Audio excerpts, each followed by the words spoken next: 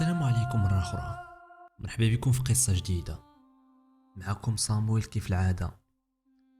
ما تنساش دير الكيت ديالك وتمشي لشي بلاصة يكون فيها السقيل. أنا الإخوان غادي نعاود لكم القصة بشكل عادي، بحال إلا جالس معك شي صاحبك وكيعاود ليك. القصة ديال اليوم غريبة جدا. نقرأ لكم من البداية. السلام عليكم خويا صامويل، كنشكرك بزاف حيت عطيتيني فرصة وخليتيني نكتب لك هاد القصة. انا ما غاديش نطول بزاف، ولكن كن اكيد ان هاد القصة غتكون اغرب قصة غتعاود في القناة ديالك. مهم، ممكن تسمي عليا اي سمية بغيتي. قول علي اشرف حتى انا، حيت غالبا القصص ديالك كنشوف اشرف ديما حاضر. خليني حتى انا نكون اشرف، حيت الا قلت سميتي كاين شي ناس ممكن يعرفوني. مهم، انا واحد الشخص غريب جدا. ملي تزاديت ما عنديش مع بنادم، ما عنديش بزاف ديال الاصدقاء وما فياش الهضره بزاف. واحد الشخص منغلق لواحد الدرجه ما يمكنش تصورها. حتى مولين الدار كنت كنبعد عليهم وكنمشي لواحد البلاصه كاينه في العقر ديال المنزل، كنمشي كنجلس تما بوحدي. وديك البيت ما عندهاش الشرج، ما عندها حتى شي حاجه. كنت كنتعزل في ديك البيت بوحدي، كنرتاح تما. ما عنديش مع البشر بزاف، عندي مع واحد الشخص فقط. عندي غير واحد الصديق سميتو احمد. داك الصديق كيعرف عليا ايتها حاجه وكنشارك معاه كل شيء. تقريبا كنعاود ليك على 2011 ل 2014. هاد السنوات غادي نختصرهم ليك. اش طرا فيهم؟ اش طرا ديك الساعه مازال ما كاين التليفون وما كاين والو. التليفونات اللي كاينين ماشي بحال ديال دابا. التليفونات ديال ديك الساعه كافيين غير تقول فيهم الو وتصالي لابيل، ما كافيين حتى شي حاجه. يعني ديك الساعه ما كاينش فين تقتل الوقت بحال دابا. دابا ممكن تعصر على التليفون لمده سيمانه وما تعرفاش طرا. ديك الساعه كتحس بالوقت ثقيل بزاف لواحد الدرجه ما يمكنش انك توصفها. اش كنت كندير انا؟ كنت مره كنتفرج في التلفازه فاش كيكونوا موالين الدار ناعسين. كنت كنمشي بالضبط لواحد القناه كانت معروفه ديك الساعه، قناه توب موفيز. شكون ما كيعرفش ديك القناه؟ وغالبا كتكون فيها واحد الوقت ديك 2 ديال الليل حتى 3 ونص ديال الليل، ولا نقول لهم من 1 ونص ديال الليل حتى 3 ونص. كيكون فيها الافلام ديال الرعب ديال بصح وديال الجن. دوك الافلام اللي غبروا حاليا في التلفازات ما بقاوش كيبانوا. اخر فيلم تفرجت فيه كان هذاك ديال سيجين، غير في الاواخر. مهم، انا كنت واحد الشخص مبلي لواحد الدرجه كبيره، مبلي بزاف باي حاجه كتعلق بالجن. اي فيلم، اي روايه، اي كتاب عزيز عليا نمشي نقراه. اي حاجه كتعلق بهم انا كنت مولفه. حيتاش ديك الوحده ديالي كنت الحاجه اللي كندير كنمشي كنقرا الكتوبه على داك الشيء، ولا كنقرا شي قصه، ولا كنقرا شي عجب. مهم، تعمر الفراغ ديالي. وديك الشيء كنتخيلو. كنتخيل الاحداث، كنتخيل اي حاجه شفتها واي حاجه سمعتها. مهم، حاليا عطيتك غا نبدا عليا باش تعرفني اكثر. غنمشي مباشره للبدايه ديال القصه ديالي، بدايه فعليه. القصه ديالي كتبدا 1 مارس 2014. غنخرج من الدار مع العصر، كنمشي كنقصد الدار ديال صاحبي احمد طبعا اللي ذكرت لكم في البدايه. مهم، ديك الساعه انا ما عنديش تليفون وحتى صاحبي ما عندوش تليفون. كاين غا في واحد الدوار على قد الحال. مشيت عنده وبديت كنعيط عليه بالسميه ديالو حتى سمعني وجاي عندي. ملي حل الباب استقبلني، قال لي اهلا كي داير؟ مزيان. وانا نقول ليه اش كتعاود؟ كلشي بخير؟ وقال لي والله الا الحمد لله. قال لي وغبرت يا صاحبي؟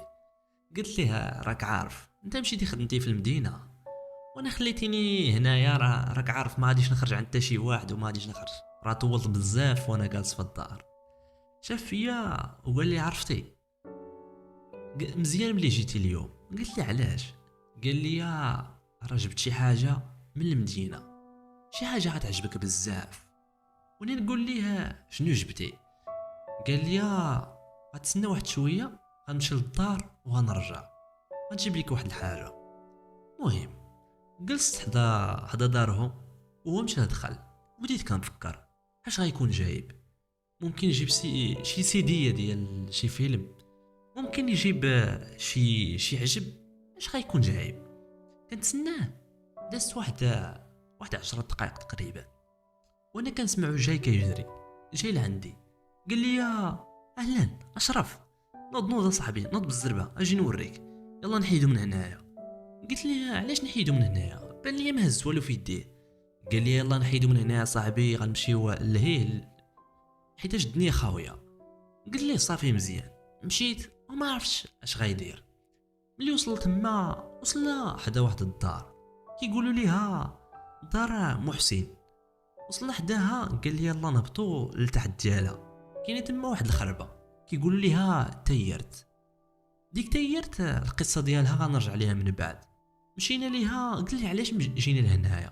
هاد البلاصه راه مسكونه وما مزيانش نجيو ليها. قال لي الله يهديك، راه هادشي علاش جبتك لهنايا، هاد البلاصه مسكونه وهادشي اللي جبت ليك كيتعلق بهادشي بالضبط ديال الجن. ديك الساعه حسيت بواحد السعاده في شكل ديال الهرمون ديال السعاده ولا طالع عندي، ولكن الخوف في نفس الوقت بدا كيتملكني. قال لي اشنو كاين؟ وضح ليا. ديك الساعه دار يديه في جيبو وهو يخرج جوج وريقات كانوا في شكل جاوني قدام بزاف لواحد الدرجه ما يمكنش تصورها. ملي حل دوك الوريقات وبدا يوريهم ليا، حط وحده وحط عليها حجره باش ما تطير، وشد الاخرى بدا يوريها ليا. قال لي عندك تقرا هادشي اللي مكتوب هنايا. قلت له علاش؟ قال لي ما تقراش هادشي، شوف غير دوك الطلاسم اللي كاينين في الورقه وركز مزيان في داكشي، غتعرف بلي هادشي اللي جبت لك شي حاجه صحيحه. وفعلا ديك الامنيه ديالك انك تشوف شي عجب، والامنيه ديالي حتى انا نشوف شي عجب ونتاكد باللي فعلا كاينين جنون. اليوم غادي ناكدوا هاد المعلومه. قلت ليه كيفاش البلان؟ زعما هاد الخربشات اللي كاين في هاد الورقه ممكن زعما يثبتوا لينا هاد النظريه اللي عندنا، ممكن زعما يثبتوا لينا شي حاجه. وهو يقول لي شوف في القدم ديال الورقه، ورد ليها البال مزيان، عرف بلي هاد الورقه العمر ديالها اكثر من 200 عام. هاد الوريقات سرقتهم من واحد البلاصه كاينه فيها واحد الشوافه في ديك المدينه فين خدمت. وديك المدينه بالضبط كاينه في سوس. ديك البلاصه معروفه بالسحر وما نذكرهاش. المهم فاش قال لي هاد الهضره تاكدت بلي ما غاديش يقولها من فراغ، حيتاش صاحبي وكان تيق فيه وعرفتو غاجيب شي حاجه صحيحه 100%. وقلت ليه اش غنديرو دابا؟ قال لي شوف غنديرو جوج حوايج، غادي نديرو شي طلاسم وغادي نطبقوا هادشي وغنشوفوا واش غيطرا، واش غتبان لنا شي حاجه ولا لا. قلت ليه كيفاش زعما؟ واش بغيتينا ندخلوا الشكر بالله؟ راه هادشي هذا الا درناه ودرنا هاد الطلاسم هادو راه غندخلوا مباشره في الشرك. قال لي شوف حنا الهدف ديالنا غير المعرفه، حنا ما هادشي ما غاديش نتعمقوا فيه. هاد الوريقات صراحه وهاد الطلاسم اللي فيهم ما عرفتش ديالاش انايا. الحاجه الوحيده اللي عرفت هو انه انت عزيز عليك هاد التخربيق هذا ملي جبتو، والفكره ديالي هي نشاركو معاك. بغيتي تدخل معايا في هاد البلان مرحبا بك، ما بغيتيش تدخل معايا فعادي جدا. مهم بقينا جالسين تما انا وياه كنتعاودوا بيناتنا وكنضحكوا، مره كنقراو شي كلمه من ديك الورقه وكنبداو نضحكوا. ولكن صراحه ممكن نقول لكم واحد الساعه هو قرا واحد الطلسم كاين تما، قرا شي كلمات ودا كيتمتم بهم. طرات شي حاجه غريبه، حسينا بشي بروده دخلات لينا مع العظم، حسيت براسي بحال اللي كنتجمد، ولكن ديك البروده اللي حسيت بها ماشي بروده عاديه. بقيت كنشوف فيه. قال لي واش حتى انت حسيتي بداك الشيء اللي باش حسيت؟ ديك الساعه ملي قال لي هاد الهضره تاكدت ان داك الشيء ماشي غير جا هكاك، فعلا داك الشيء كيتعلق بدوك الوثائق اللي قرا. قلت لي هي وقف داك الشيء، هاد الشيء راه ماشي ديال اللعب، خلينا ما نقيسوش داك الشيء مازال حتى نتاكدوا كيفاش غادي نتعاملوا معاه. قال لي صافي مزيان. قال لي عرفت اش دير؟ دابا انا غنمشي للدار، راه محتاجيني تما حيتاش غاجيو عندنا شي ناس. انت سير لداركم، غادي توصل 10 ديال الليل اجي عندي كيف العاده، فهمتيني؟ قال لي صافي مزيان. مشيت للدار وكان بالي ما مهنيش، وحتى هو مشى لدارو. دخلت لدارنا ومشيت مباشره جلست في الصالون. كنت غير كنفكر ودخلت عليا الوالده. قلت لي اشرف مالك غير ساهي؟ وانا نقول لها والو، غير صاحبي جا اليوم من المدينه وكيبان ليا تبارك الله باينه في المدينه زيان وصحاح، وكنفكر حتى انا نخوي. صراحه هذيك هي الفكره اللي كانت في بالي ديك الساعه، واخا ديك الورقه كانت شاغله بالي، ولكن الفكره الاهم انني خاصني نمشي معاه المره الجايه ونخوي حتى انا الباديه. انا راه مشيت للمدينه شحال من مره، ولكن ما عمري استقريت فيها. وقالت لي الوالده واحد النهار راه غتمشي وغادي تدوز تما شحال، وغادي تتمنى ترجع للباديه ديالك، ولكن ما غاديش يخليوك الظروف. ولدي استمتع مزيان بهاد الباديه فين كاين. ديك الساعه تفرشت عليها بالضحك وقلت لها هاد الباديه اللي كتمجدوا لينا ما عطات ليا والو، خلاتني جالس هنايا قالت لنا الحشرات، وقالت لي ما علينا، ومشات خرجت. قالت لي واحد شويه اجي نتعشى. جلست ديك الساعه في الصالون وبقيت كنفكر حتى دازت واحد الساعه المكانه. مشيت غسلت وجهي وتوضيت وصليت ومشيت مباشره تعشيت وخرجت من الدار مع تسعود، وبقيت كنتسنى برا واحد الساعه المكانه. ملي دازت ديك الساعه المكانه كنسمع صاحبي احمد جا مباشره لعندي. قال لي يلاه. قلت ليه فين؟ قال لي جا صاحبي راه عندي واحد الفكره بشكال. قلت لي اش غدير؟ قال لي غادي نتواصلوا مع واحد السيد باش نعرفوا كيفاش نستحضروهم. قلت لي اش غنستحضروا؟ الله يهديك. قال لي شوف راه صاحبي هاد الشيء راه ما يطرا فيه والو، راه ما غيبان لينا والو، راه انا الهدف ديالي غنأكد بلي دوك الخزعبلات ديال الشعوذه وداك التخربيق بلي ما كاينش. الله يهديك صاحبي طيقني ويلا معايا. قلت لي صافي. مشينا مباشره شدينا الطريق. قال لي غادي نمشيو واحد 14 كيلومتر عند واحد السيد كاين فوق الجبال تما سميتو احمدي. هذاك احمدي راه معروف عليه حتى هو كيدير هادشي ديال الشعوذه، ولكن حنا غيعاوننا حيت الوالد كيعرفو وهو صاحبه قبل ما يدخل هذا المجال ديال الشعوذه. قلت ليه صافي غنمشيو عنده ونسولو على ديك الوراق كيفاش غينفعونا وديك الساعه اللي ليها ليها. قال لي صافي. المهم بقينا شادين الطريق تقريبا شي ساعه ونص ديال الطريق ضربنا. عرفتي واحد الجهد كان فينا ديك الساعه راه لا يمكن وصفه. مشينا على ود شي حاجه غبيه. مشينا عند داك السيد وبدا صاحبي كيقول لي شوف غنجيك من الاخر، هاد السيد هذا راه ما عندوش مع بنادم بزاف، غادي نخليك هنا وغندخل عندي بوحدي صافي، غنسولو كيفاش غنتعامل مع هاد الاوراق وديك الساعه نرجع عندك ونمشيو. قلت لي صافي مزيان. مشى صاحبي عنده وما دازت حتى دقيقه كنشوف صاحبي رجع عندي. قال لي اجي معايا.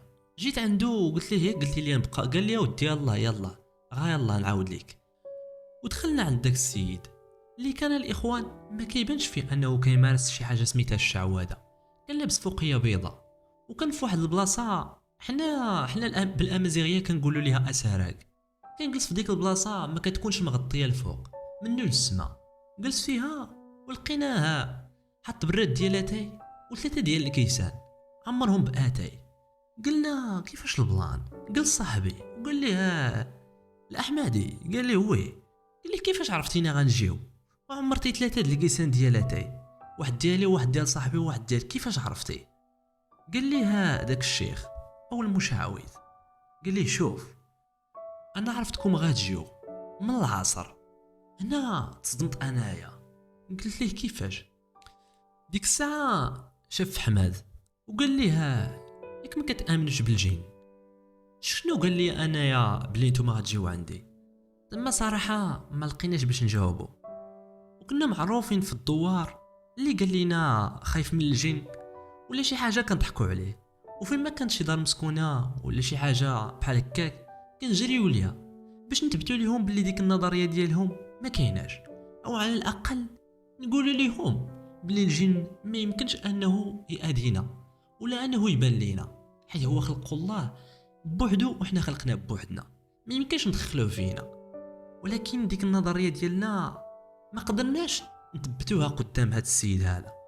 قلنا ممكن غير تنبأ بينا بشي طريقه اخرى ولا قالها لي شي واحد.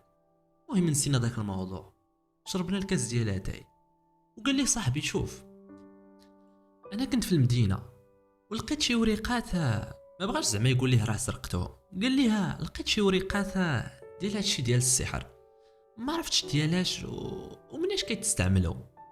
وهو يقول لي داك المشعوذ راه دوك الوراق، ملي عطاه دوك الوراق بقى كيشوف فيهم.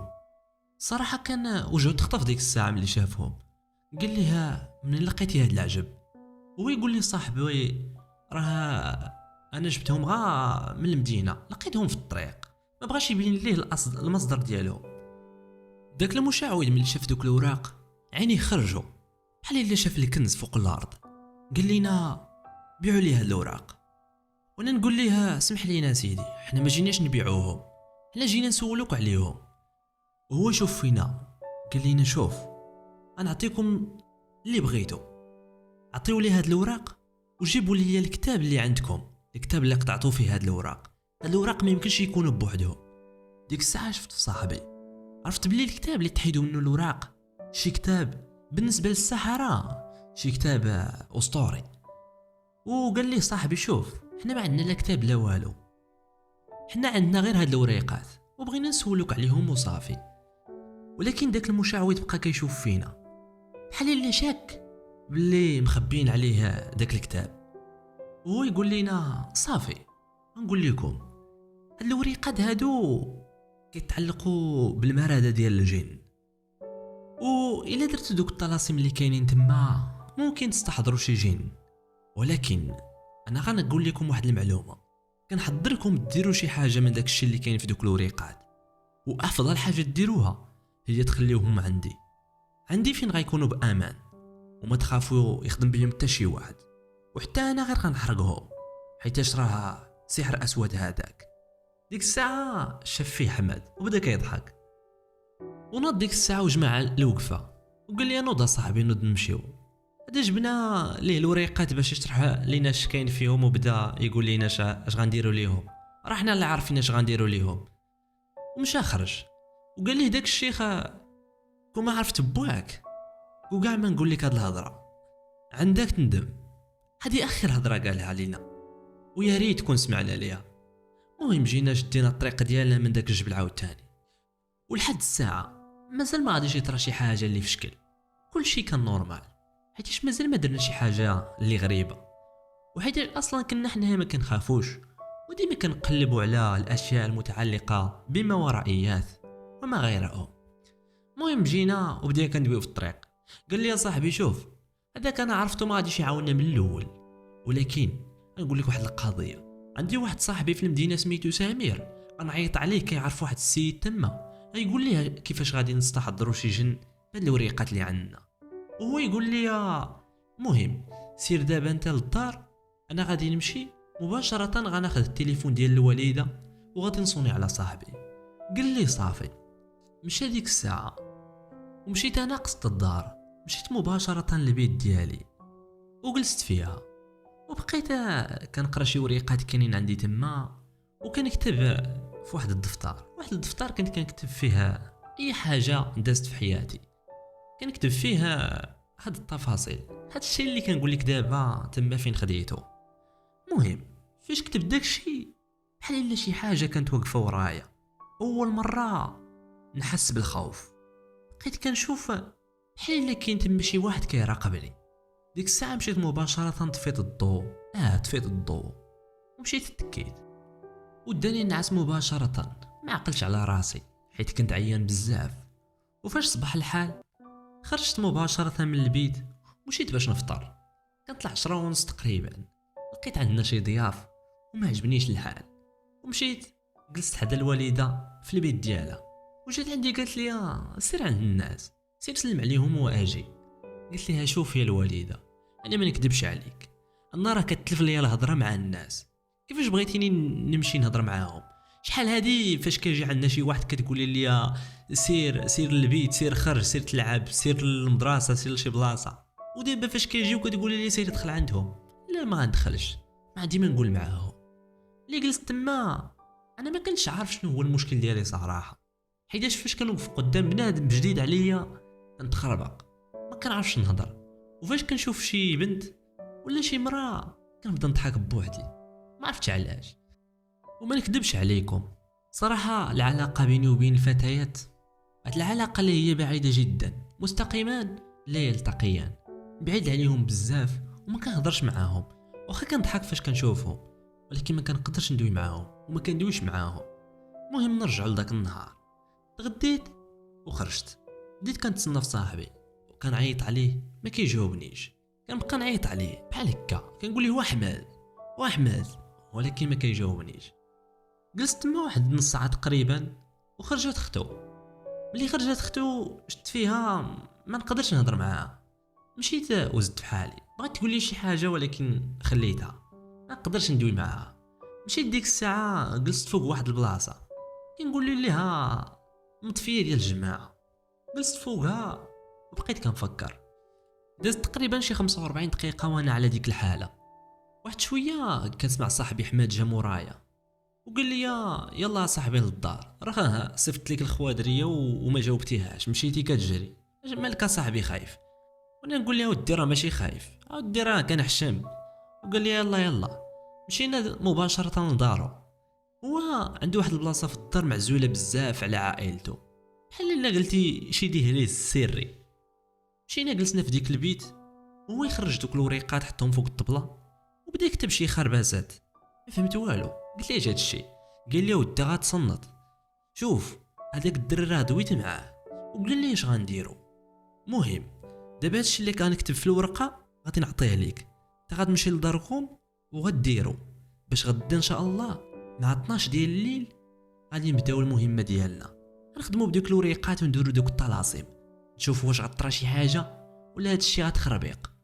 قلت ليه اودي صافي ماشي مشكل. عطى لي واحد القرعه فيها شويه ديال الماء، قال لي هاد الماء راه الماء مرقي، غتديه ملي دير دوك الطلاسم اللي مكتوبين في الورقه، ماشي طلاسم، المهم هادشي باش يحميك. قلت ليه صافي مزيان. قال لي داك الماء غتشربو. قلت ليه صافي، انا صاحبي كنثيق فيه وغنشرب داك الماء عادي. مشيت للدار ولقيت ديك الورقه كتب ليا فيها شي ايات غنقراهم على الماء. غنرقي الماء باش غندوش. لقيتو وقرت عليه دوك الايات القرانيه، وديك هي احسن حاجه درت. ورقيت راسي بداك الماء وشربت داك الماء وخرجت عنده. صراحه حسيت براسي خفيف ديك الليله، حسيت براسي بحال الا حيدت عليا شي حمال، ولا بحال الا غنموت. وليت خفيف مستعد لاي حاجه. وحتى هو نفس الحاجه، جا عندي وز معاه واحد البيدو فيها شي ماء. قال لي هاد الماء غنرشو في ديك البلاصه فين غادي نديرو الاستحضار ديال الجن.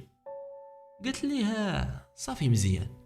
ملي مشينا في طريقنا بديت كنتفكر دوك الافلام ديال ويجا، استحضار الجن وداك الشيء. قلت ممكن، قلت ليه ربا صاحبي داك الشيء الا كان داك الشيء بصح راه مصيبه كحال غطرى لينا. وتفرشخ عليا بالضحك. قال لي راه الوحيد اللي كيفهمني هو انت. قال لي عرفتي علاش انا معاك؟ حيتاش انت وانا عندنا نفس النظريه. عرفتي علاش انا ما مسوق حتى شي واحد من هاد الناس كامل اللي عايشين معاهم؟ حيتاش كاملين كيامنوا صاحبي بالخوف وبداك التخرميز والجن والعجب. داكشي راه ما كاينش.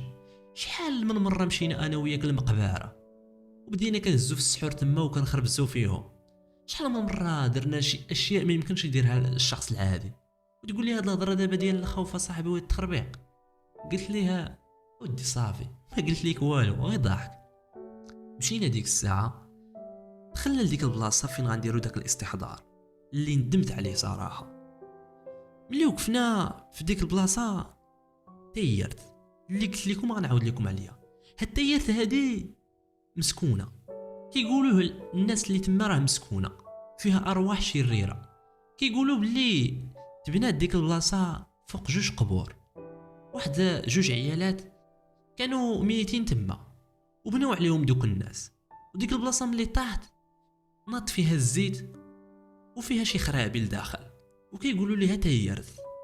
انا جلست تما ديك الساعه وهو يبدا يرقي ديك البلاصه بداك الماء اللي جاب معاه، وانا زيد دوك الوريقات بديت كنشوف فيهم.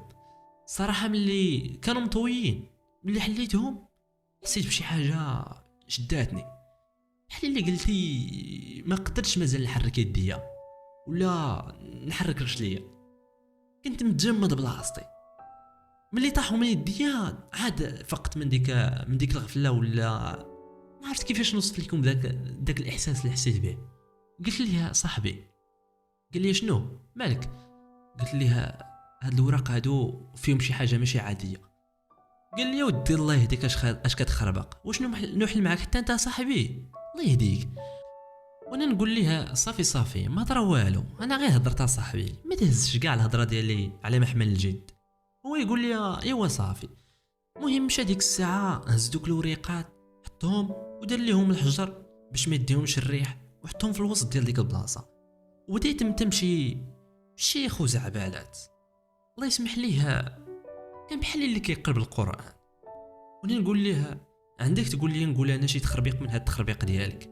وهو يقول لي اودي ما تقولش، ولكن ما تنساش حنا جينا غير باش نتعرفوا صافي، المعرفه، ما جيناش على ود شي حاجه اخرى. النيه ديالنا صافي يا صاحبي، راه جينا موضين. قلت لها ودي صافي ماشي مشكل. مشى ديك الساعه وهز واحد الورقه عطاها ليا، وهز وحده خداها هو، قال لي قرا هذيك اللي عندك انت. وانا ديك الساعه قلت ليها طلسم الظلال 7، وقلت لها يروى في هذه الصفحه المهترئه من كتاب الظلال المنسيه أن من أراد فتح باب ما وراء الغيب عليه أن يتبع هذه الخطوات بلا زيادة ولا نقصان، وإلا ضاع بين همسات الليل. الخطوة الأولى دائرة الرماد. كانت الخطوة كتقول أنه أنا وصاحبي أحمد نجمع شوية ديال الرماد البارد من شي فحمة طفات البارح، ونديرو دائرة صغيرة في الأرض، ونقولو بصوت منخفض يا رماد ما طفى ورجع سر اللفان يفتح لي باب النسيان. الخطوة الثانية حجر الصدى. غنجيبو حجرة صغيرة من شي طريق مهجورة ونحطوها وسط الدائرة. أحمد غيقول سمعت الهمس، سمعت الخطوات. مهم بقينا كنديرو داك التخربيق وكنديرو دوك الطلاسم حتى وصلنا لفتح الطلسم، وكان مطلوب منا باش نفتحو الطلسم واحد فينا يقرا واحد السطر في واحد الورقة تما. هاد السطر ما نقدرش نقراه عليكم الاخوان حيتاش ما يمكنش نقرا عليكم. مهم قرا صاحبي داك الطلسم بكل جرأة وشاف فيا، وبديت كنشوف فيه كنحسو غا بالبرد. نسيت واحد النقطة الاخوان، انه صاحبي احمد قال لي ملي نبداو الطلاسم انه ما خصنيش ندوي معاه وما خصوش يدوي معايا حتى نساليو كامل ونتاكدوا باللي كملنا كل شيء. ديك الساعه بديت كنشوف فيه وكيشوف فيا، ما قدرتش ندوي معاه وما قدرش يدوي معايا، بقينا غير ساكتين حتى دازت تقريبا شي 15 دقيقه. ديك الساعه فرشخنا بالضحك، وداك كان اكبر غلط درناه. فرشخنا بخطره واحده بالضحك، وقال لي شوف صاحبي اش قلت لك راه ما طرا والو. ومشيت عنده ديك الساعه وخدينا دوك الوريقات، وهنا كانت صدمه كبيره بزاف. كنلقاو بلي واحد الورقه تحرقوا الجوانب ديالها، ما فهمت والو. قلت ليه كيفاش الجوانب ديال الورقه محروقين؟ واش انت اللي حرقتيهم؟ قال لي انا متاكد الوراق سالمين 100%، وحنا ما حركناش العافيه، يعني كيفاش تحرقوا؟ ما عرفناش. شاف فيا قال لي ياك ما داك الطلسم هذا هي العلامه ديال الاستجابه ديالو. وديت كنضحك، قال لي الله يهديك اصاحبي واش طال حركتي هاد الزمر هذا وبغيتي تشد فيا؟ قال لي والله ما انا. ديك الساعه الاخوان صراحه حسيت بواحد الشعور غريب ما نقدرش نوصفه، ماشي خوف، ولكن حسيت بلي شي حاجه ماشي طبيعيه طرات. وهو يقول لي اجي ملي طرا هاد الشيء طرا، ممكن هاد البلاصه اللي جينا ليها ما متوفقاش مع هاد الشيء اللي درنا. اش بان لك نمشيو للمقبره القديمه اللي كاينه لتحت. ديك الساعه بديت كنشوف فيه وانا نقول ليه ليها يلا نمشيو ليها. ملي شدينا الطريق نمشيو لديك المقبره كيبان لي واحد المش كحل كان تابعنا، وانا كنت حاس به تابعنا ديال بصح ما بغاش يتفرق علينا. وكنشوف صاحبي مره واش غيقول شي حاجه، ولكن قلت ممكن غير كنتخايل، ممكن غير بان لي انايا وصافي، حيت فاش كنشوف كيغبر، ولكن فاش كنتمشى كيبان لي مورانا. ديك الساعه داز تقريبا واحد 14 دقيقه وصلنا حتى المقبره، وبان لي داك المش كان حاضينا. وانا شفت صاحبي قال لي شوف نقول لك واحد الحاجه. قال لي شنو؟ قلت لي يا صاحبي واحد المش غير حاضينا هنايا، اول مره نشوف مش حاضي بنادم. شوف فيه صاحبي كان داك المش كيشوف فيه، وبدا صاحبي كيضحك قال لي اش بالك في هذا المش بحال الا بغا يتحدانا ولا كيفاش؟ قلت لي ما عرفتش، وانا نقز هزيت واحد جوج حجرات وعطيت وحده لصاحبي، غير هز ديك الحجره وشير بها على داك المش وهي ضربته بحال الا ضربات الحيط، ما تحركش من بلاصتو. صاحبي تفاجئ صراحه وحتى انايا، بدينا كنجريو لجيتو، جانا غريب الحاجه اللي هي غريبه بالنسبه لينا كنجريو ليها. دخلينا للسور ديال المقبره، وملي جينا تابعينو دخلنا واحد البيت كتكون في المقبره، البيت ديال الشيخ. ملي دخلنا موراه البيت ما عندهاش شراج، ما عندها والو، دخل من الباب ودخلنا موراه. المفاجاه الكبرى ما لقيناش تما، ما كاينش عنده الاثر تما. ديك الساعه حسيت بواحد الخوف غريب. صاحبي كيحلف باللي شافو دخل، وحتى انا شفتو دخل، ولكن ما خرج. منين خرج الله اعلم، وفين دخل الله اعلم، حتى شي واحد فينا ما عارفش. ديك الساعه خرجنا من تما وبالنا مشطون، هادشي ماشي طبيعي. ملي خرجنا من القباره كتبان لينا واحد السيده جايه من البعد كتمشى بشويه وكانت غريبه. قلت لصاحبي اجاوات شوف واحد السيده جايه لهنايا، وهو يقول لي واه مره مع نصاصات الليل اش كدير هنا؟ بقينا كنتفرجوا فيها وهي جايه، مشينا مورا السور ديال المقبره باش ما تشوفناش. جات ديك السيده وقفت تما وكتشوف الجهه فين مخبيين. ديك الساعه ملي شفت فيها ما قدرتش نستوعب الملامح ديالها كي دايرين. قلت ليها احمد، قال لي اش؟ قلت لها هاد السيده كتشوف لجهتنا، كيفاش شافتنا بدينا كنشوفوا فيها. ديك الساعه قال لي احمد يلا نخرجوا. خرجنا وما تسوقناش صراحه، ما فيناش حتى شي خوف، وبدينا كنشوفوا فيها. جاتنا غريبه بزاف، ما نقدرش نستوعب الملامح ديالها كي دايرين حيت كانت بعيده وكتشوف لجهتنا. قال لي صاحبي عرفت اش دير، يلا نبدلو ساعه بخرى. مشينا مباشره شدينا الطريق باش نمشيو للدار، وفاش كنتمشاو كنحسوا بها بحال الا كانت تابعانا. ملي حسينا بواحد الخوف وخفنا لا تكون شي حاجه بدينا كنجريو، جرينا بالزربه ومشيت انا لدارنا ومشى هو لدارو. وكانت فينا واحد الفرحه غريبه بحال الا وصلنا لداك الشيء اللي بغينا. ولكن فاش وصلت انا قدام الدار بديت كندق بالجهد باش يحلوا عليا، حيت الساعه تلفات عليا وما عرفتش فين حطيتها. ديك الساعه فاش كندق قبل ما يجيو يحلوا لي الباب حسيت بشي حاجه، ما كانتش تما حتى شي حاجه، ولكن حسيت بشي حاجه قاستني على ظهري. ملي دخلت للدار وكنحس بالجسد ديالي ميت عليا، ما نقدرش نحركه، ما قدرتش نتحرك. مشيت للبيت ديالي وتكيت فيها وخليت الضوء شاعل. ولكن صراحه داك النهار كنت فعلا خايف من شي حاجه ما عرفت شنو هي. مهم الاخوان، هذه مجرد بدايه ديال الجزء الاول من هذه القصه. الا بغيتو نكمل لكم بقيه القصه ما تنساوش تخليو لنا لايك والراي ديالكم في التعليقات. كان معكم صامويل، شكرا على المشاهده.